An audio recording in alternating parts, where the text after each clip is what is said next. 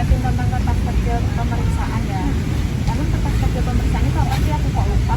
Oke, sudah kayak kemarin aku nyatet kertas kerja pemeriksaan itu catatan-catatan yang diselenggarakan oleh auditor mengenai prosedur audit yang ditempuhnya, pengujian yang dilakukannya, informasi yang diperolehnya, dan kesimpulan yang dibuat berkenaan dengan pelaksanaan audit. Oh gitu. Terus isi dari kertas kerja pemeriksaan itu apa? Ini kalau menurut catatan yang ada di HP saya itu dalam SA 339 dikemukakan bahwa kertas kerja biasanya berisi dokumentasi yang memperlihatkan pertama, pemeriksaan yang telah direncanakan, kedua, pemahaman yang memadai atas struktur pengendalian intern, yang ketiga, bukti audit telah diperoleh, prosedur pemeriksaan yang telah dikerahkan, dan pengujian yang telah dilaksanakan. Sampai sini udah paham belum?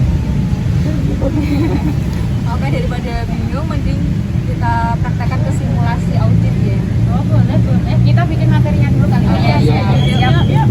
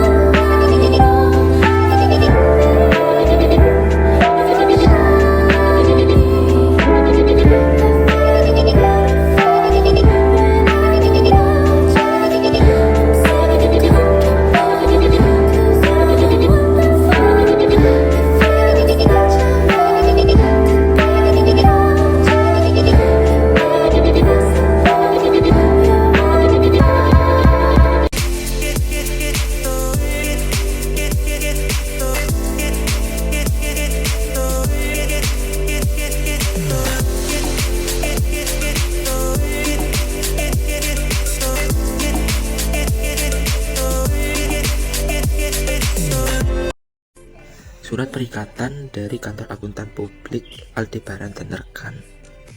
Yang terhormat Bapak Manajemen PT Sobat Sehat, saudara telah meminta kami untuk melakukan general audit atas laporan keuangan perusahaan PT Sobat Sehat untuk periode 1 tahun yang terakhir pada tanggal 31 Desember 2015.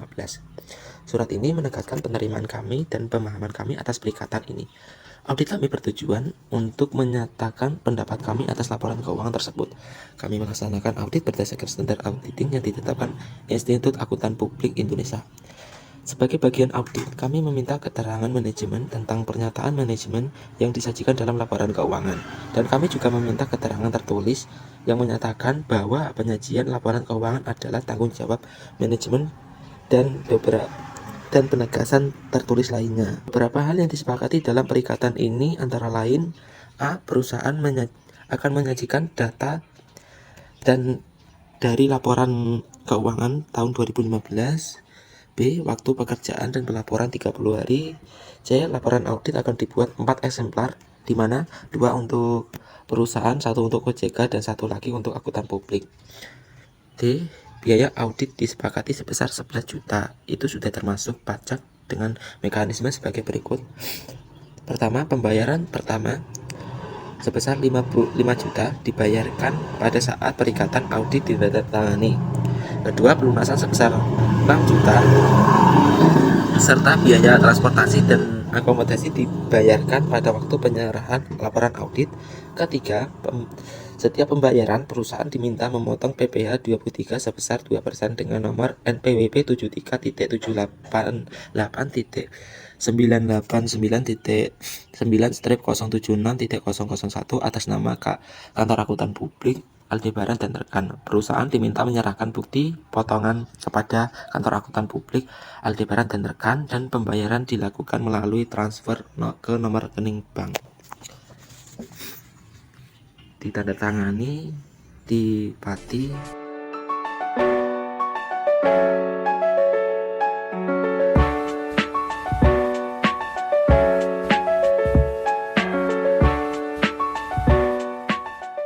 Silakan dulu sebelumnya ada yang bisa saya bantu. Selamat siang Mbak, kami dari perwakilan Kantor Akuntan Publik Aldebaran dan rekan yang ditugaskan untuk mengaudit kantor PT Sobat Sehat. Sebelumnya perkenalkan dulu ya, saya Pak Andi selaku manajer B2B Sobat Sehat. Saya pribadi mengucapkan selamat datang di kantor kami. Ini tugas dan maksud di sini untuk apa ya? Jadi Pak, sebelum kami melakukan proses audit, kami akan sedikit berwawancara dengan Bapak mengenai integritas perusahaan dan sistem pengendalian internal perusahaan Sobat Sehat. Apakah Bapak bersedia? Ya, saya bersedia. Untuk itu, kami dari PT Sobat Sehat telah menyiapkan beberapa berkas yang bisa Mbak ini teliti terlebih dahulu. Terima kasih Pak.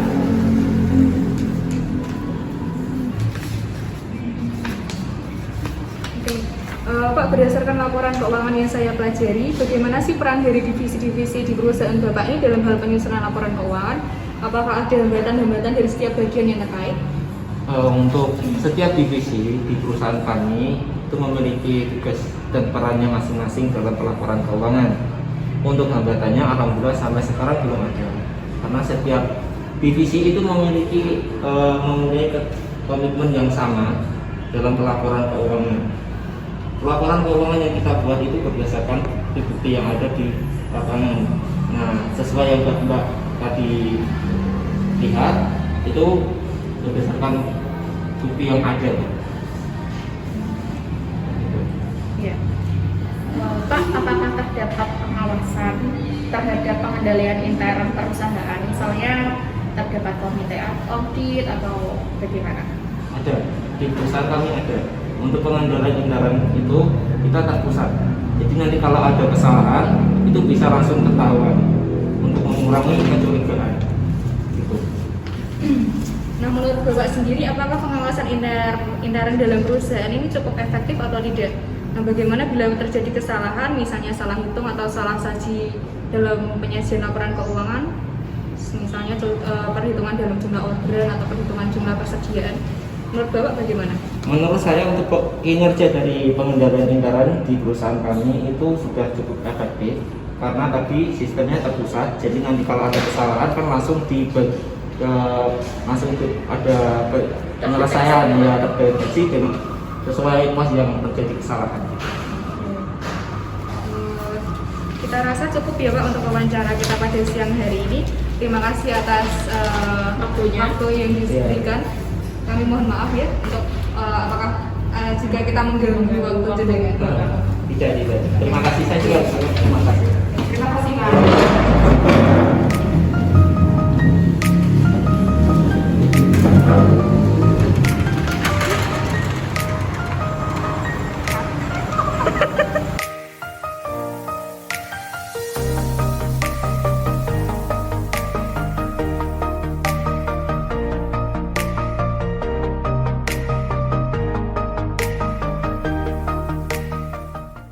Iya Mbak, tadi bagaimana hasil wawancara dengan manajer PT Sobat Sehatnya?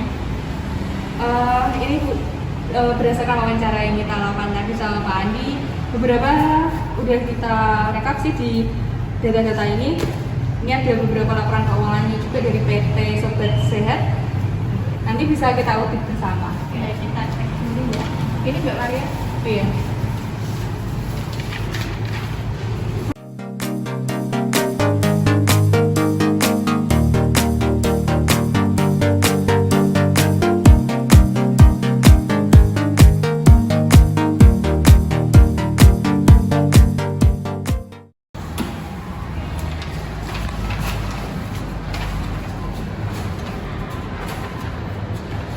Berarti ini untuk proses audit untuk PT Sobat Sehatnya sudah selesai ya Mbak. Untuk hasil auditnya nanti Mbak Briana minta tolong di-share ke kami dulu untuk dilaporkan ke klien gitu ya. Ya, terima kasih.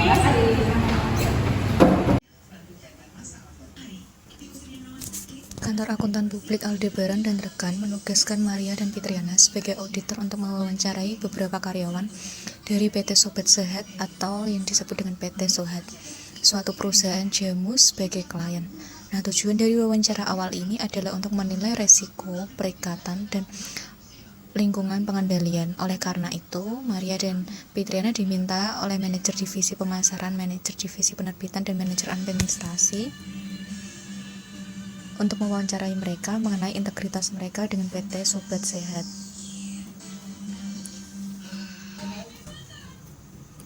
Nah, dari hasil audit yang dilakukan oleh KAP Aldebaran, ditemukan beberapa audit atas laporan keuangan di PT Sohat.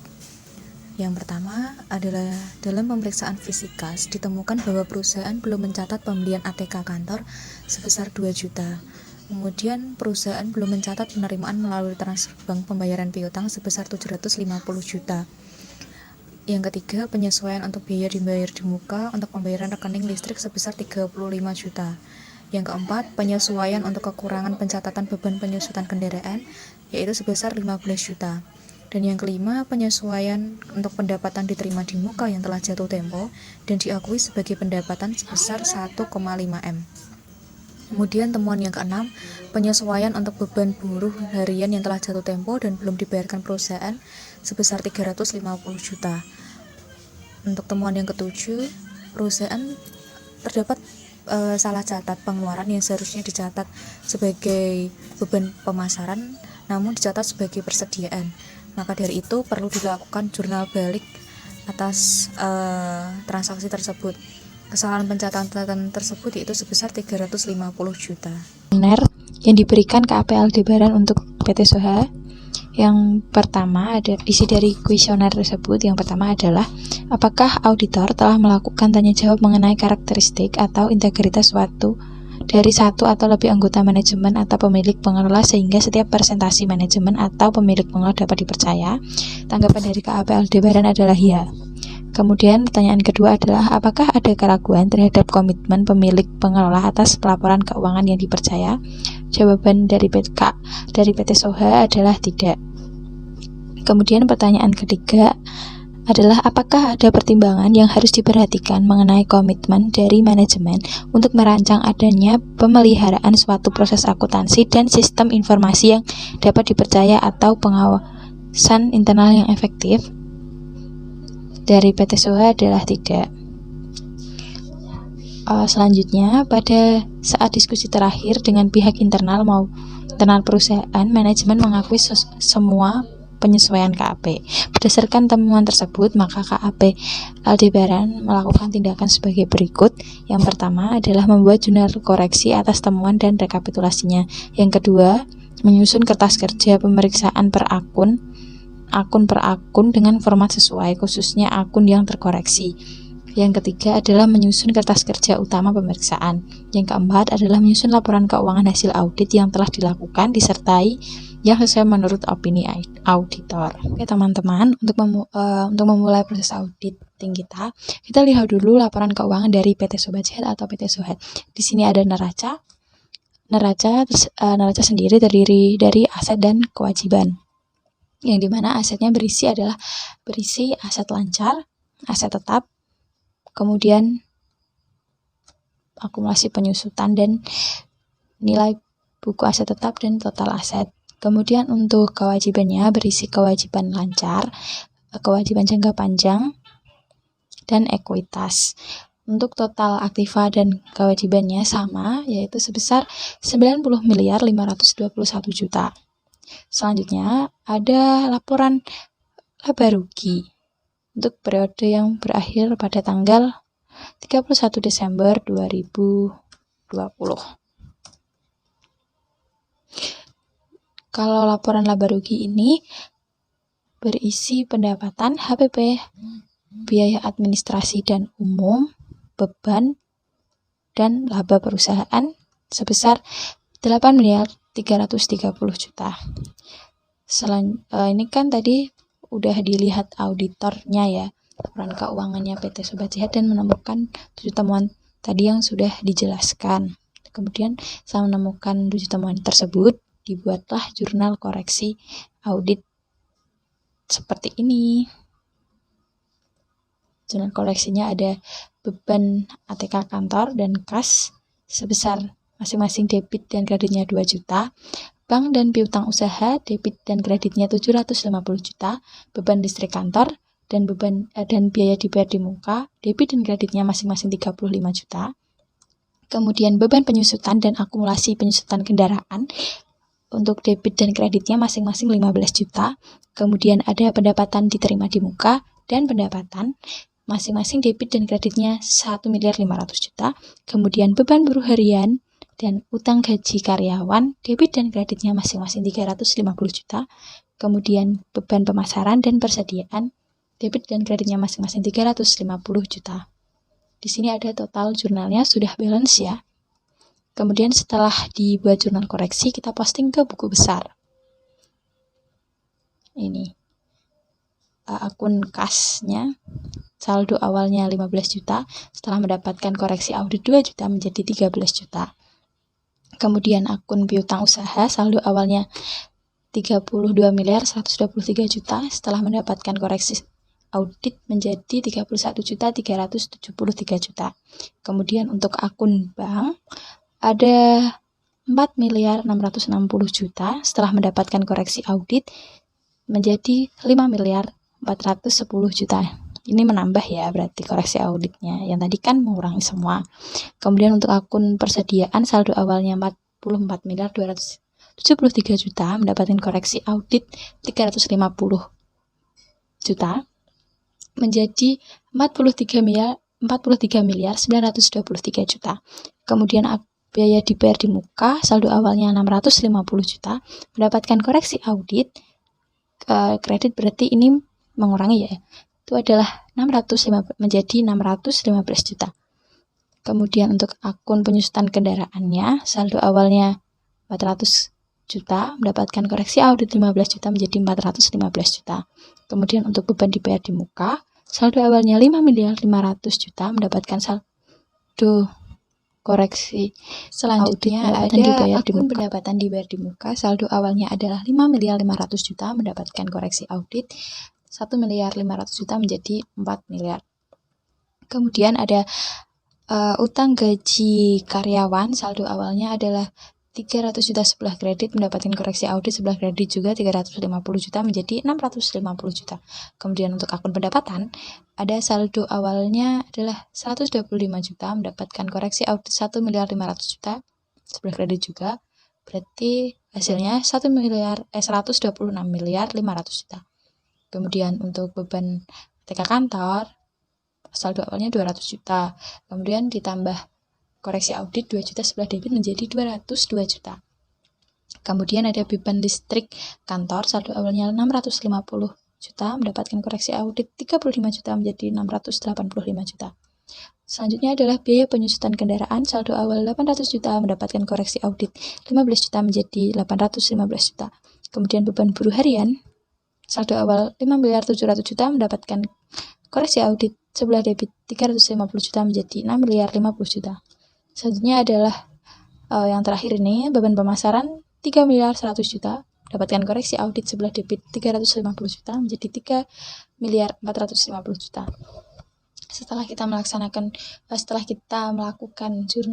menjurnal koreksi audit dan memposting ke buku besar, kita langsung ke kertas kerja pemeriksaan.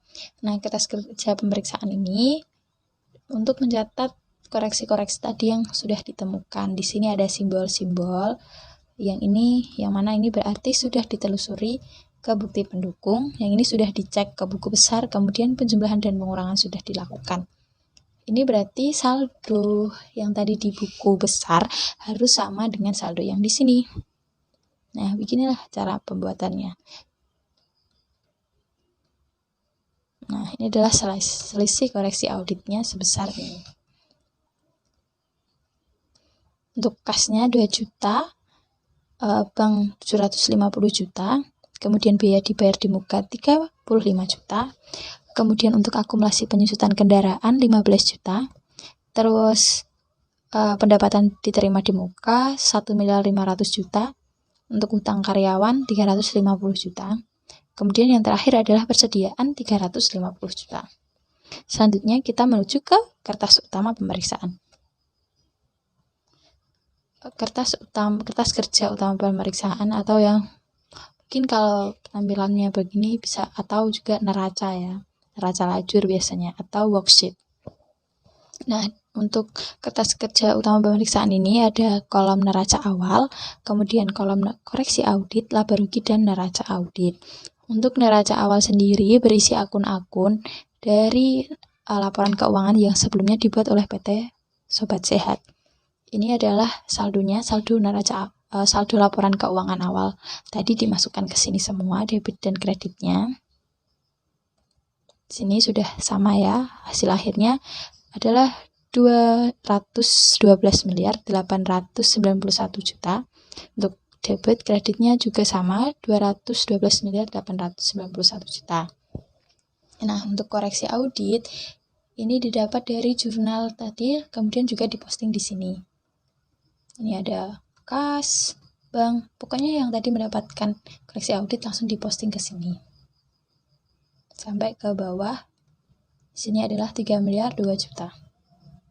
Selanjutnya adalah kolom laba rugi. Kolom laba rugi ini berisi akun-akun nominal. Akun nominal adalah biasanya pendapatan usaha, HPP, dan beban-beban.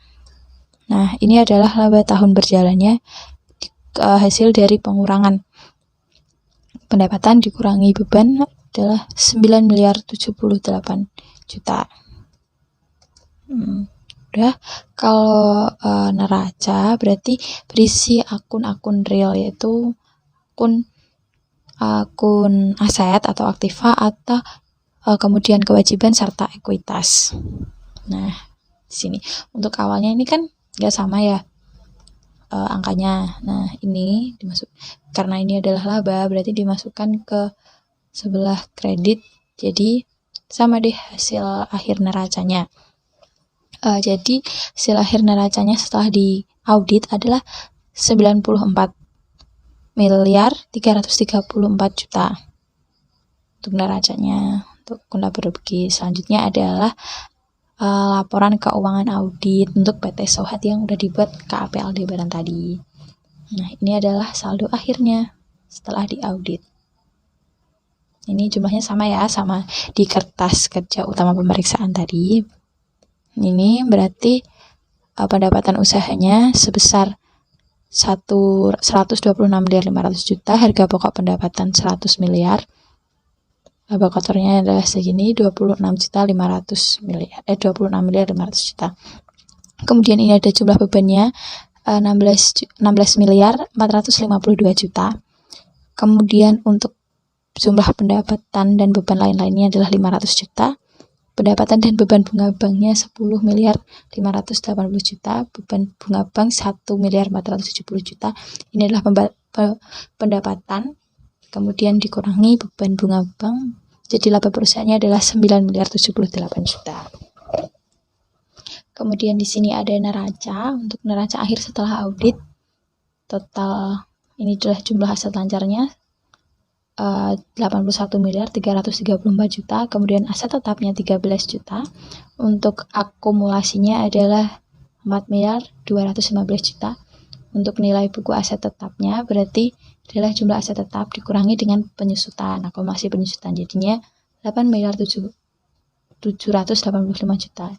Total aset adalah 90 miliar 119 juta.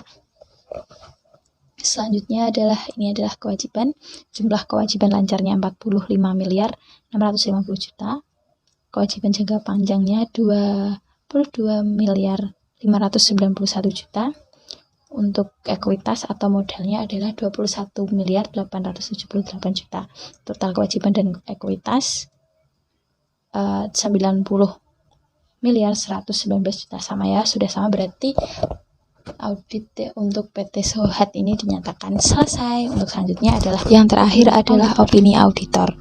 Kepada yang terhormat para pemegang saham PT Sobat Sehat atau PT Sohat, kami telah mengaudit neraca tanggal 31 Desember 2020 dan laporan laba rugi perhitungan laba ditahan untuk tahun berakhir pada tanggal tersebut. Laporan keuangan adalah tanggung jawab manajemen perusahaan. Tanggung jawab kami adalah pada pernyataan pendapat atas laporan keuangan tersebut berdasarkan audit kami.